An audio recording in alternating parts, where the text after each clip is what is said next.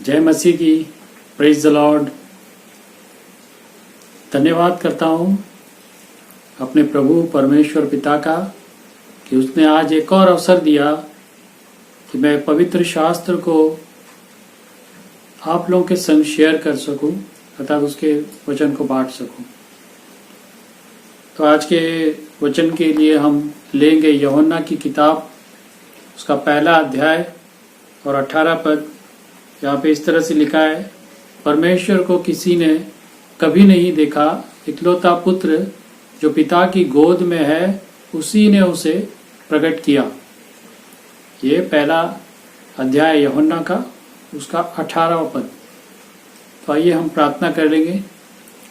हमारे स्वर्गीय पिता, प्यारे आसमानी बाप, प्रभु यीशु मसीह, हम आपको धन्यवाद देते हैं, आपकी बड़ाई, आपकी स्तुति करते हैं कि आपने हमें एक और अवसर दिया कि हम आपके चरणों में आएं और प्रभु आपके वचन से सीखें। प्रभु हमारे वचन के अध्ययन पे आज तेरी आशीष होने दे।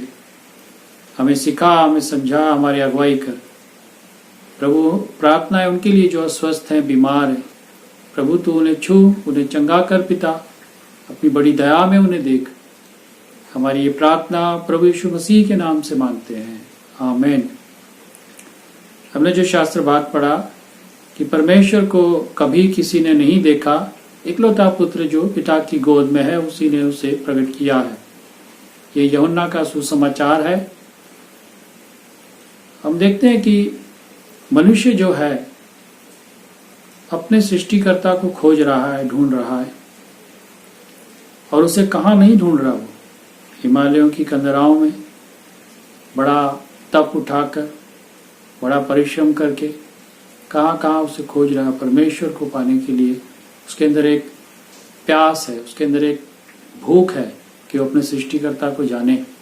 और मनुष्य के अंदर एक ऐसा खालीपन है जो सिवाय परमेश्वर के कोई नहीं उसे भर सकता है।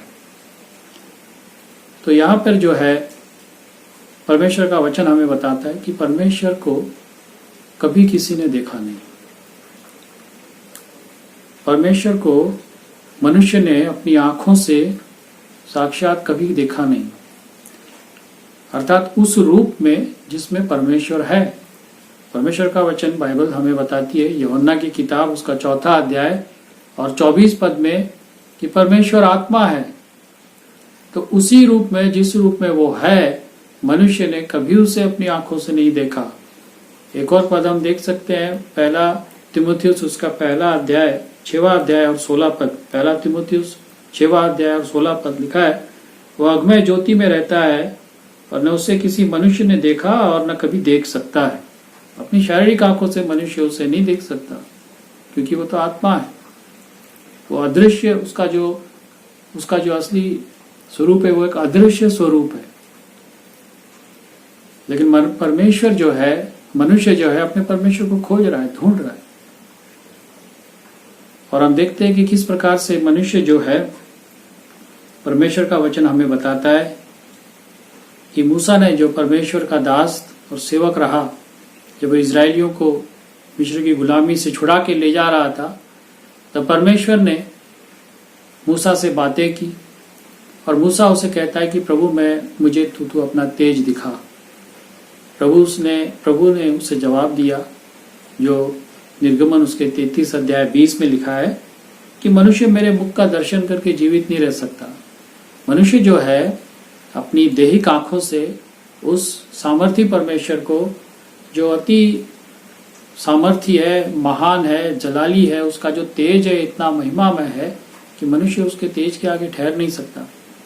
जिस तरह से हम दिन में, दोपहरी में अपनी खुली नंगी आंखों से, बिना चश्मा लगाए धूप का, जब हम सूरज की ओर देखते हैं, तो क्या हम उसे कुछ देर टकटकी लगा के देख सकते हैं? आप देखोगे कि ये बड़ा ही कठिन है। कुछ ही देर में आपकी आंखें जो है मानो चौंधिया जाएंगी। आपको ऐसा लगेगा थोड़ी देर में कुछ मुझे दिखाई नहीं दे रहा उसके बाद। तो सोचिए कि जिस परमेश्वर ने इन सृष्टि को बनाया है, सूरज, चांद, सितारे, पहाड़, पर्वत, सब कुछ, वो बनाने वाला कितना महान और तेजोमय है। क्या मनुष्य उसे देख सकता है अपनी आंखों से? कदापि नहीं। हम एक घटना को देखते हैं जो बाइबल में है, जो प्रभु का दास रहा, सेवक रहा, पौलुस, जब प्रभु ने पहली बार उसे, जब वो दमिश्क के मार्ग पे था, जब वो जा रहा था, तब प्रभु ने किस रीति से उसको रास्ते में दर्शन दिया, जो हमें मिलता है प्रेरितों के काम उसका 9वां अध्याय 3 में, कि उसके चारों ओर ज्योति चमकी, परंतु जब आंखें खोली, 8वें पद में लिखा है कि जब आंखें खोली तो उसे कुछ दिखाई न दिया। मतलब उसकी आंखें इतनी ये हो गई थी उस रोशनी से, क्योंकि प्रभु ने उसके चारों ओर ऐसी रोशनी की थी, उस रोशनी में से उसे एक आवाज आई थी, और उसने जब पूछा कि प्रभु तू कौन है, तब प्रभु ने कहा मैं यीशु हूं जिसे तू सताता है। तो हम देखते कि किस तरह से कितना तेजोमय परमेश्वर था। जब उसने अपनी महिमा में उसे दर्शन दिया तो वो मानो अंधों के समान हो गया, वो 3 दिन तक उसे दिखाई नहीं दिया। तो परमेश्वर को हम अपनी आंखों से नहीं निहार सकते। ये मनुष्य के लिए बड़ा ही कठिन है, क्योंकि हम शरीर में है और वो आत्मा में है, वो आत्मा है। परंतु परमेश्वर ने मनुष्य को यूं ही नहीं छोड़ा। लेकिन इसके पहले हम देखते हैं कि मनुष्य जो है परमेश्वर की खोज में वो भटकता रहा और भटक गया। जैसे यशायाह की किताब उसका 53 अध्याय और 6वें पद में लिखा है कि सब के सब भेड़ों की नाई भटक गए, हर एक ने अपना अपना मार्ग लिया। सब भटक गए। आज इंसान जो है भटका हुआ है, ईश्वर की खोज में वो भटक रहा है, वो ईश्वर को नहीं पहचान पा रहा है, नहीं ढूंढ पा रहा है। बाइबल में जिस परमेश्वर के विषय में हम पाते हैं वो स्वयं मनुष्य के पास आता है। जब तक वो मनुष्य से आके नहीं मिले, मनुष्य उसे नहीं जान सकता, क्योंकि मनुष्य उसे नहीं पहचान सकता ये परमेश्वर है। और जब तक परमेश्वर स्वयं आकर अपनी पहचान न दे, मनुष्य उसे नहीं पहचान सकता, क्योंकि वो भटक चुका है संसार में, पाप के सागर में वो खो चुका है। अब वो जीवित परमेश्वर को नहीं पहचान पा रहा है। कि बाइबल का परमेश्वर जो वो परमेश्वर है जो मनुष्य के पास आता है। और हम देखते हैं कि किस तरह से, जैसे यशायाह ने कहा कि मनुष्य भटक गया, उसने अपने अपने रास्ते बना लिए, अपने अपने धर्म खड़े कर लिए, सबने अपना अपना मार्ग लिया। और रोमियो का खत हमें बताता है कि मनुष्य के मन में परमेश्वर के विषय का ज्ञान तो प्रकट है, क्योंकि उसने उसे प्रकट किया। परमेश्वर ने ही मनुष्य के हृदय में यह डाला है कि परमेश्वर एक है, एक सृष्टि करता है। जब मनुष्य सृष्टि को देखता है, चारों तरफ देखता है, तो सृष्टि से उसे पता चलता है, जैसा कि रोमियो का खत उसका 1 अध्याय और 20 पद में लिखा है, क्योंकि उसके अनदेखे गुण अर्थात उसकी सनातन सामर्थ्य और परमेश्वरत्व जगत की सृष्टि के समय से उसके कामों के द्वारा देखने में आते हैं, यहाँ तक कि वह निरुत्तर है। मतलब जब मनुष्य सृष्टि को देखता है, इतनी बड़ी विशाल सृष्टि है, सूरज है, चांद सितारे हैं, और सारा जो है सूरज और इसके तमाम ग्रह, इन सबको देखता है, और इतनी बड़े बड़े काम इस पृथ्वी पे वो देखता है, तो उसके लिए बड़ा अचरज होता है। तो उससे भी मनुष्य जान सकता है कि एक परमेश्वर है जो सृष्टि करता है। परंतु मनुष्य के विषय में लिखा है कि वो उसकी बुद्धि अंधेरी हो गई। हम उसी तरह प्रेरित रोमियो का खत उसका 1 अध्याय और 22 वचन को पढ़ेंगे, जहां पे लिखा है वे अपने आप को बुद्धिमान जताकर मूर्ख बन गए। और 23 पद में, और अविनाशी परमेश्वर की महिमा को नाशवान मनुष्य और पक्षियों और चौपायों और रेंगने वाले जंतुओं की मूर्त की समानता में बदल डाला। अब मनुष्य ने क्या किया? परमेश्वर को नाशवान मनुष्य की समानता में और पक्षियों और चौपायों और रेंगने वाले जंतु की मूर्त की समानता में बदल डाला। वो परमेश्वर कैसा है? अविनाशी है, वो खत्म नहीं हो सकता, अविनाशी है, वो सदा अमर और अजर है। लेकिन मनुष्य ने उसको कैसा बना दिया? उसे एक आकार दे दिया, एक मिट्टी की मूर्त, सोना, पीतल, चांदी, हर एक किसी भी प्रकार की एक मूर्त बना के खड़ी कर दी कि ये हमारा परमेश्वर है, ये हमारा खुदा है, हमारा ईश्वर है। जबकि वो वास्तव में एक वस्तु है, एक मटेरियल है, जो कुछ समय तक के लिए और धीरे धीरे समाप्त हो जाएगा, वो विनाश खत्म हो जाता है। जबकि परमेश्वर अविनाशी है, वो सदा तक अटल रहेगा। चाहे आकाश और पृथ्वी टल जाएंगे, लेकिन वो हमेशा बना रहेगा। तो इस तरह से मनुष्य की बुद्धि को बाइबल बताती है अंधेरा हो गया। वो परमेश्वर को खोजते खोजते उसने अपनी बुद्धि से, अपने ज्ञान से ईश्वर बना लिए, और इंसान भटक चुका है, इंसान अंधकार में जा चुका है। ये अंधकार का समय इंसान के जीवन में चल रहा था और इंसान अंधकार में खो चुका था। ऐसे समय में परमेश्वर का वचन हमें बताता है प्रेरितों के काम उसका अध्याय 14 वचन 17 में, तो भी उसने अपने आप को बेगवाह न छोड़ा, किंतु भलाई करता रहा और आकाश से वर्षा और फलवंत ऋतु देकर तुम्हारे मन को भोजन और आनंद से भरता रहा। कितनी अद्भुत बात है। परमेश्वर जो है इस सृष्टि को, इस पृथ्वी के ऊपर बराबर समय पे वो ऋतुएं लाता है, बराबर समय पे वो वर्षा लाता है, बराबर समय पे पृथ्वी जो है अपनी उपज देती है। और जिस इंसान को परमेश्वर ने अपने स्वरूप, अपनी समानता में बनाया था मिट्टी से, जिसको उसने धरती पे रखा है, उसकी वो सारी जरूरतें पूरी कर रहा है। उसने उसे त्यागा नहीं, उसने उसे छोड़ा नहीं। इंसान ने उसे त्याग दिया, उसकी आज्ञा का उल्लंघन किया और उससे दूर हो गया और पाप में संसार में खो गया। तो परमेश्वर ने लिखा है कि वो उसके भोजन वस्तु देता और उसे आनंद से भरता रहा। परमेश्वर ने नहीं छोड़ा मित्रों। परमेश्वर बराबर अपने सृष्टि का, जिसको उसने बनाया है मनुष्य को, उसका बराबर वो ख्याल रखता है, बराबर उसके ऊपर अपनी दृष्टि रखता है। तो हम आगे देखते हैं कि किस तरह से परमेश्वर ने अपने आप को प्रकट किया और यीशु मसीह का इस जगत में आने का क्या कारण था। ऐसे कई कारण थे यीशु मसीह के जगत में आने के, कि वो खोए हुओं को ढूंढने और उनका उद्धार करने आया। वो कहता है कि मैं मनुष्यों से सेवा करवाने नहीं, सेवा करने आया। और कहता है कि मैं मनुष्यों को अनंत जीवन देने आया। मैं इसलिए आया कि वे जीवन पाए और बहुतायत का जीवन पाए। परंतु एक बात हम और देखते हैं जो महत्वपूर्ण है, जो हमने पद में पढ़ी, कि परमेश्वर को कभी किसी ने देखा नहीं, इकलौता पुत्र जो पिता की गोद में, उसी ने उसे प्रकट किया। अर्थात परमेश्वर को प्रकट करने आया कि परमेश्वर कैसा है, परमेश्वर का क्या स्वभाव है, परमेश्वर कैसे हमसे प्रेम करता है, परमेश्वर कैसे हमारी चिंता करता है, परमेश्वर क्या चाहता है हमसे, क्या उसकी अपेक्षाएं है मनुष्य से। ये सारी बातों को, मनुष्य के ईश्वरीय स्वभाव को उसने हमारे बीच में रखा।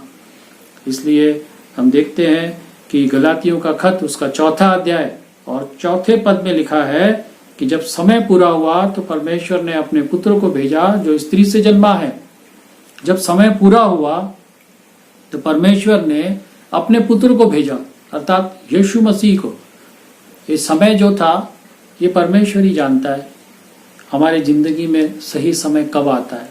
हमारे जीवन में कई ऐसी बातें होती जो हम सोचते हैं ये अभी क्यों नहीं हो रही है, या ये कब होंगी।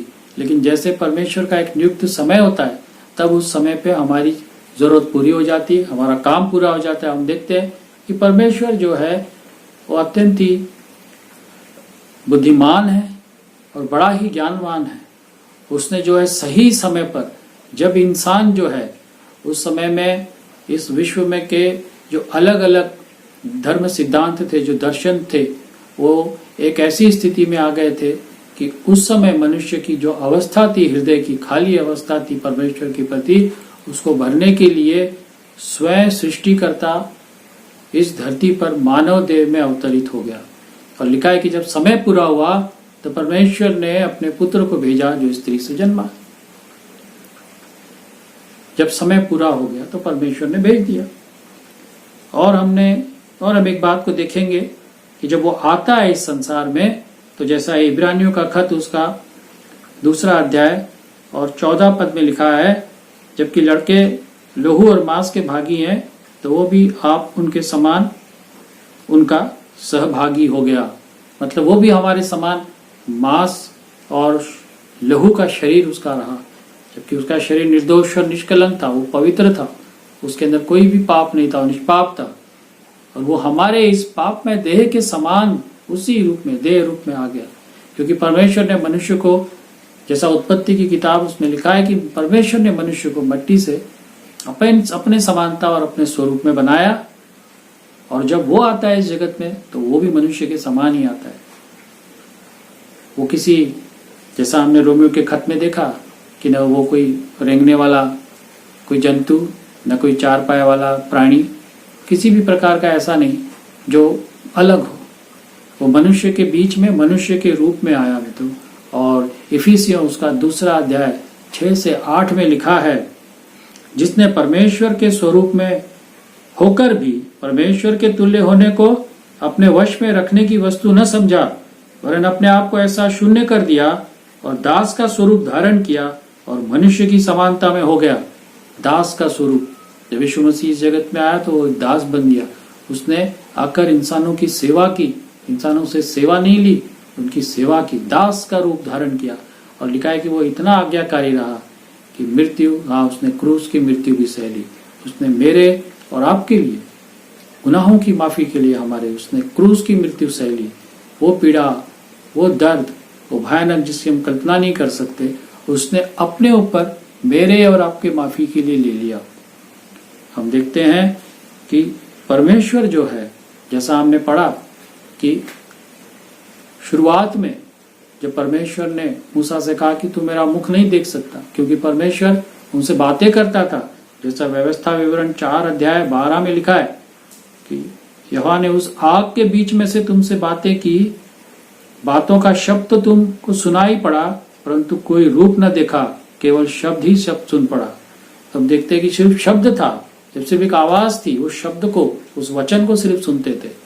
और इब्रानियों का खत कहता है 1 अध्याय 1 पद में कि पूर्व युग में परमेश्वर ने बाप दादाओं से थोड़ा थोड़ा करके और भांति भांति से भविष्यवक्ताओं के द्वारा बातें करके इन अंत के दिनों में हमसे पुत्र के द्वारा बातें की। तो ये पुत्र कौन है?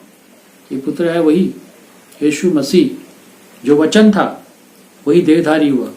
यूहन्ना की किताब उसका 1 अध्याय 1 पद में लिखा है, आदि में वचन था और वचन परमेश्वर के साथ था और वचन परमेश्वर था। और यही वचन जो है, जैसा यूहन्ना का 1 अध्याय 14 में लिखा है कि वचन देहधारी हुआ। और इस वचन ने एक देह रूप ले ली मित्रों, एक देह रूप लेकर के मनुष्य के समानता में, मनुष्य के स्वरूप में होकर उसने अपने आप को इतना दीन किया कि उसने दास का स्वरूप धारण कर लिया और मनुष्य की समानता में हो गया। तो परमेश्वर को प्रकट करने के लिए यीशु मसीह आया कि परमेश्वर क्या है, परमेश्वर का क्या स्वभाव है।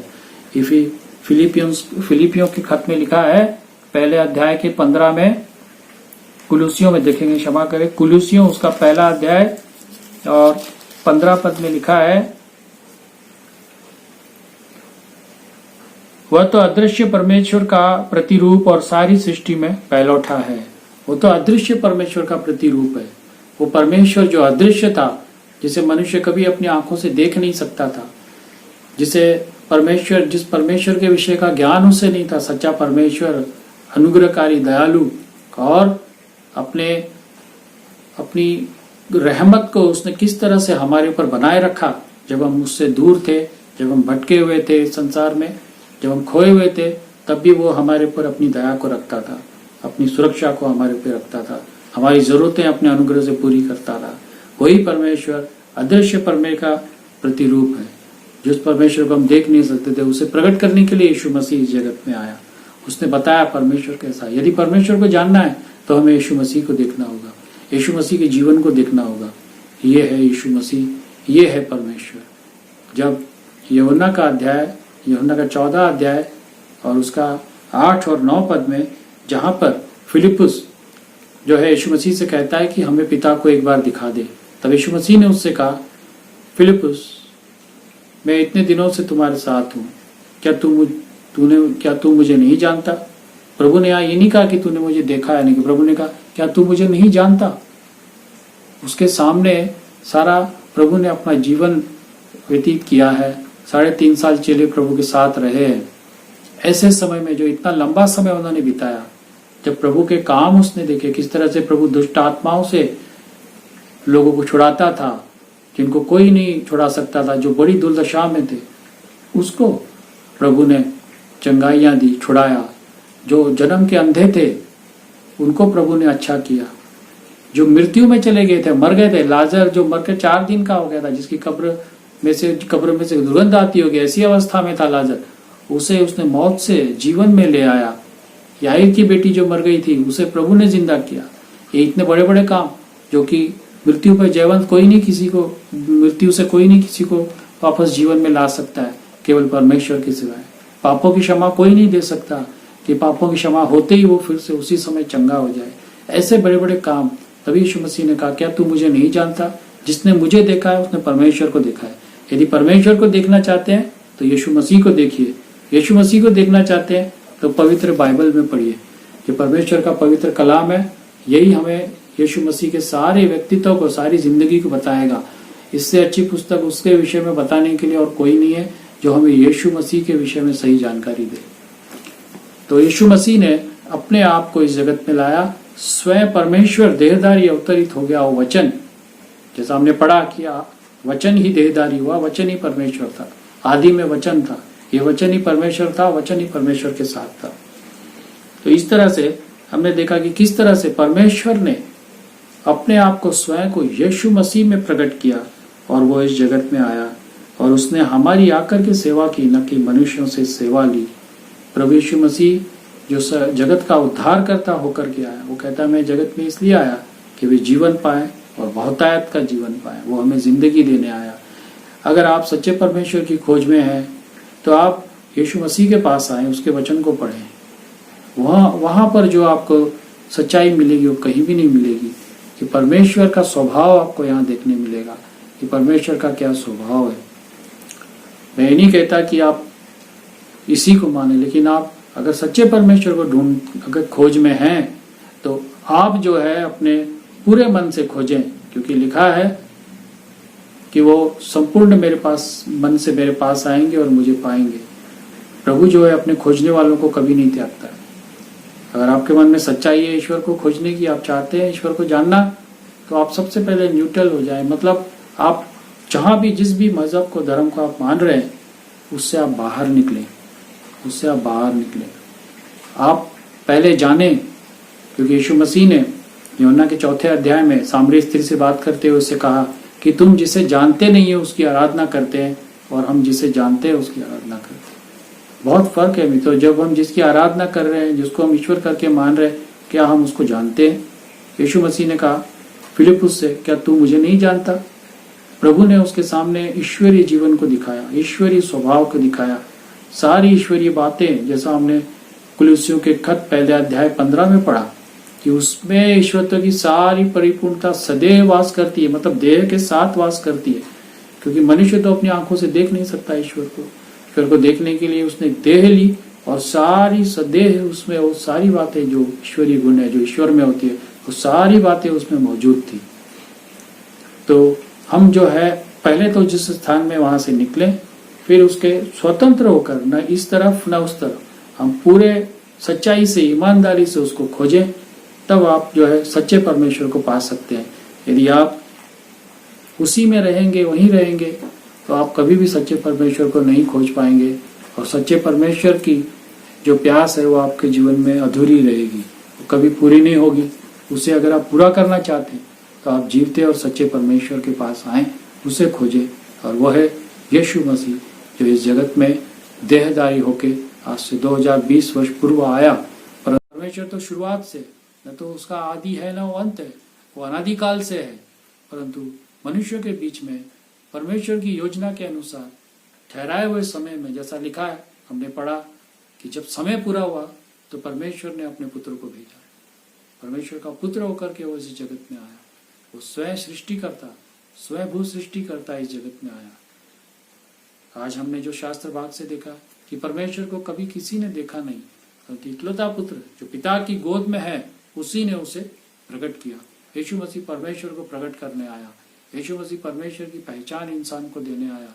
यीशु मसीह मनुष्य का परमेश्वर के साथ मेल मिलाप कराने आया।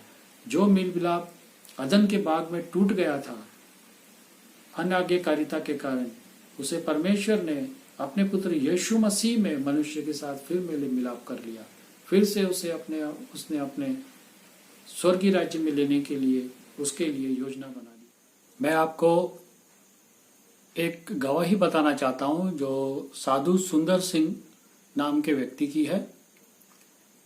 सुंदर सिंह जो थे वो सिख परिवार में जन्मे। पंजाब में एक गांव है जिसका नाम है रामपुर, वहां पे इनका जन्म हुआ था और ये अच्छे परिवार था, इनका बड़ा घर था। और इनकी माँ जो थी, बचपन से ही इनको जो है हिंदू धर्मशास्त्र की पुस्तकें जैसे भगवत गीता है और भी जो सिख धर्म के ग्रंथ थे वो इनको सिखाती थी। और वो इन्हें हमेशा सुबह में दिन निकलने से पहले उठा देती थी भोर में, और नहला धुला के कहती थी कि अब तुम्हें जो है शास्त्र पढ़ना है, प्रार्थना करनी है, उसके बाद जो है तुम्हें भोजन मिलेगा या नाश्ता मिलेगा। तो इस तरह से सुंदर सिंह जो है वो अपने धर्म में, अपनी शास्त्रों में अध्ययन करते थे, पढ़ते थे, लेकिन उनके अंदर उनका कहना है, वो कहते थे कि मेरे अंदर एक फिर भी एक खालीपन रहता था, एक प्यास रहती थी। और जब उन्हें वो पंडित और जो सिखाने वाले आते थे तो उनको कहते थे कि भाई मेरे अंदर जो आत्मिक डिफिकल्टीज है, आत्मिकता के बारे में मैं जानना चाहता हूँ और मैं समझना चाहता हूँ, मेरे अंदर एक खालीपन में महसूस करता हूँ, वो उसके बारे में आप मुझे कुछ बताएं। तो वो उसको कहते थे कि भाई देखो, जैसे जैसे तुम ग्रो होगे ना, वैसे वैसे तुम्हें ये चीज़ें मालूम पड़ेंगी। तो उसने कहा कि देखो, अभी भूख मुझे लगी है इस वक्त, और यदि आप मुझे कहो कि नहीं भाई अभी नहीं, जब तुम बड़े होगे तभी, तो बोले अगर कल को मैं नहीं रहा और मेरा अंत हो गया तो? उन्होंने कहा कि यदि एक बालक खेल रहा है और उसे भूख लगी है और वो आता है भोजन मांगने, तो आप उसे कहोगे कि नहीं अभी खेलो, जब तुम भूख के अर्थ को समझ जाओगे कि भूख क्या होती है तब मैं तुम्हें रोटी दूंगा। तो ये तो कोई बात हुई नहीं, मुझे तो अभी इसका जवाब चाहिए। तो इस तरह से उनके जवाब कोई दे नहीं पाते थे। और वो एक दिन फिर ऐसा हुआ कि वो मिशन स्कूल में पढ़ने गए, और वहाँ पे जब वो पढ़ते थे तो वहाँ पे बाइबल का अध्ययन भी कराया जाता था साथ में, तो वो उसमें शामिल नहीं होते थे।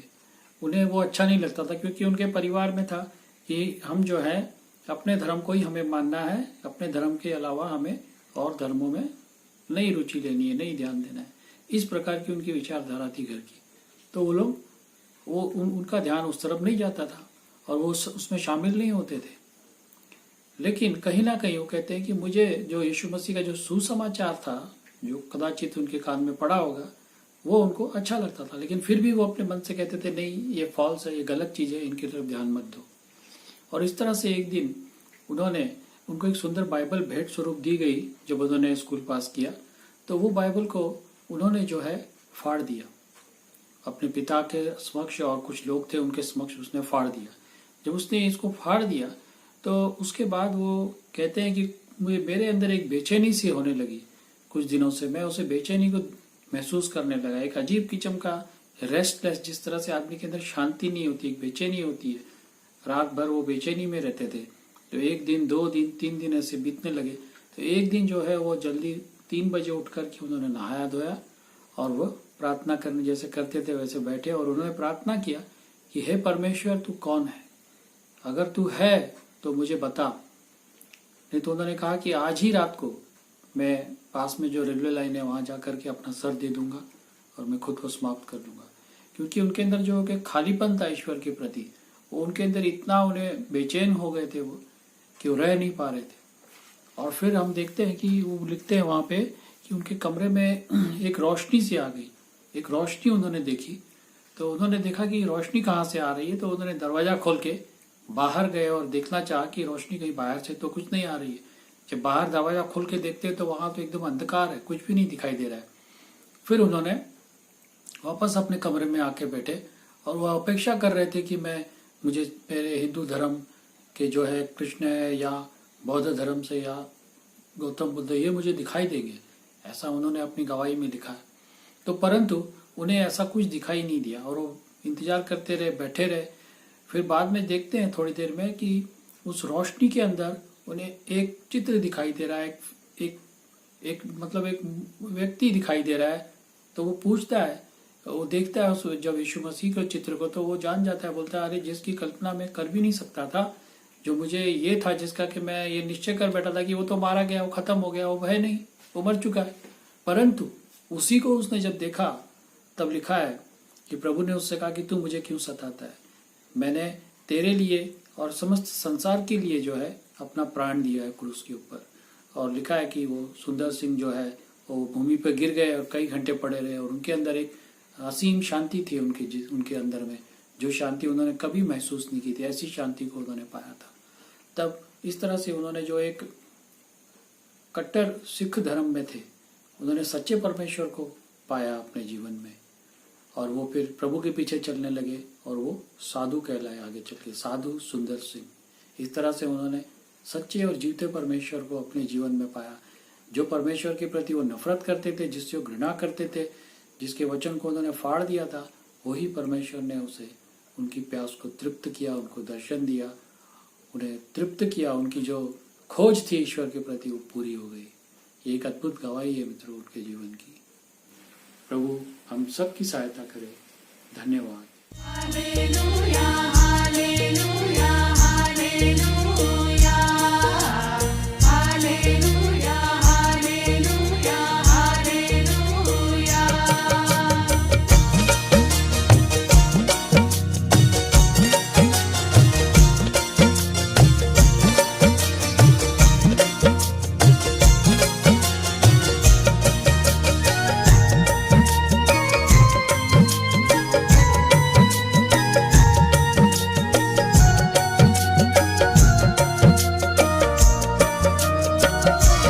करूँ तेरी मैं आराधना, करूँ तेरी मैं आराधना, करूँ तेरी मैं आराधना, करूँ तेरी मैं आराधना। तूने ही जीवन मेरा सवारा है, यीशु तू ही सबका तारनहारा है।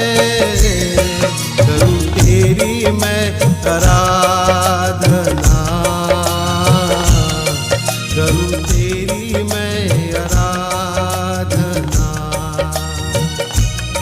करूँ तेरी मैं आराधना, करूँ तेरी मैं आराधना।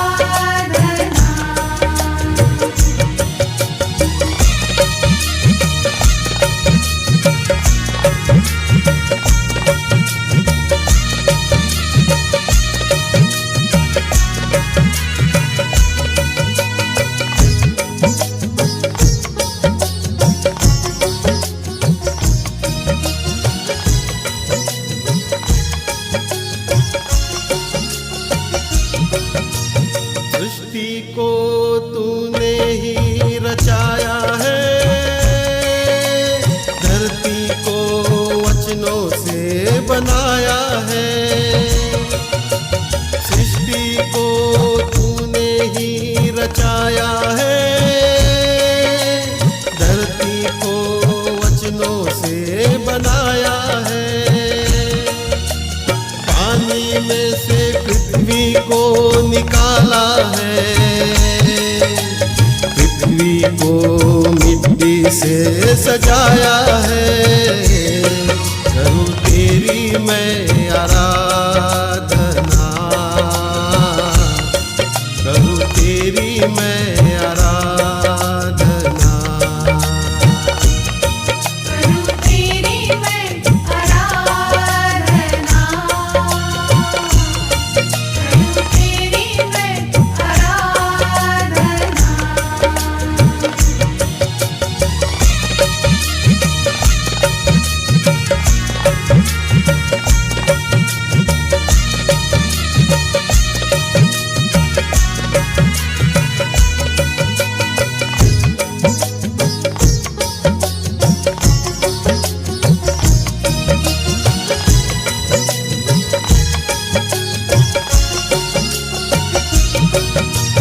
पृथ्वी पे पेड़ों को रचाया है, आकाश में तारों को सजाया है। पृथ्वी पे पेड़ों को रचाया है, आकाश में तारों को सजाया है। सब कुछ अपने वचनों से बनाया है, लीला तेरी कोई समझ न पाया है। करूँ तेरी मैं आराधना, करूँ तेरी मैं आराधना। करूँ तेरी मैं आराधना,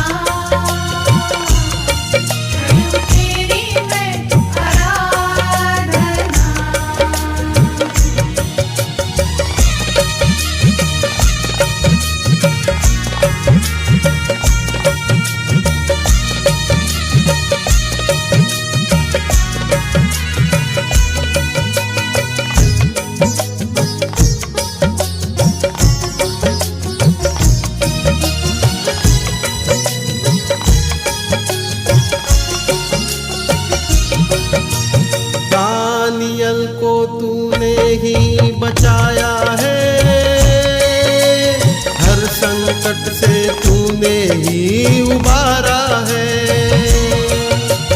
दानियल को तूने ही बचाया है। हर संकट से तूने ही उबारा है। राजा को दिल में प्यार आया है। दानियल को राजा ने पुकारा है। करूं तेरी मैं आराधना, करूं तेरी मैं आराधना।